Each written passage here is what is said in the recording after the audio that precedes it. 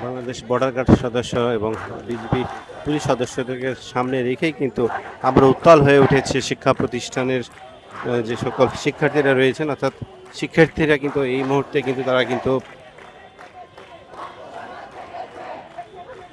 Supreme court প্রাঙ্গণে তারা কিন্তু জড়ো হয়ে কিন্তু প্রতিবাদ জানাচ্ছেন এবং তারা বলছেন যে গণজোয়ার এসেছে।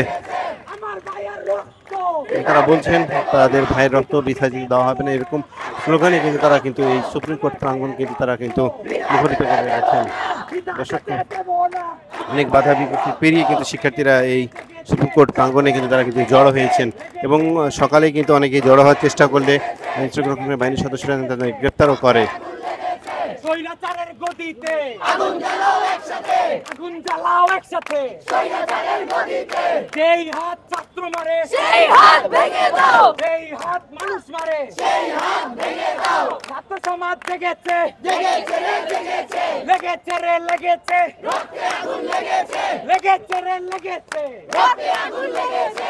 আমার ভাইয়ের রক্ত বৃথা যেতে দেব না, আমাদের দমনীতে লাখো শহীদের রক্ত, আমাদের দমনীতে, আমাদের দমনীতে লাখো শহীদের রক্ত।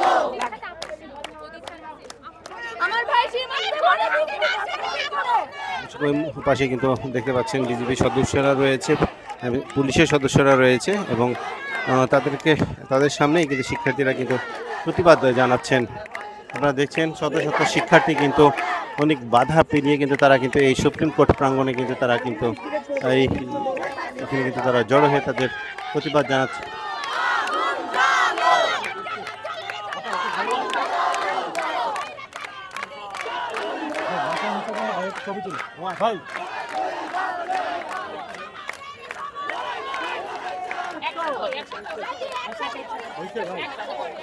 সবাই একসাথে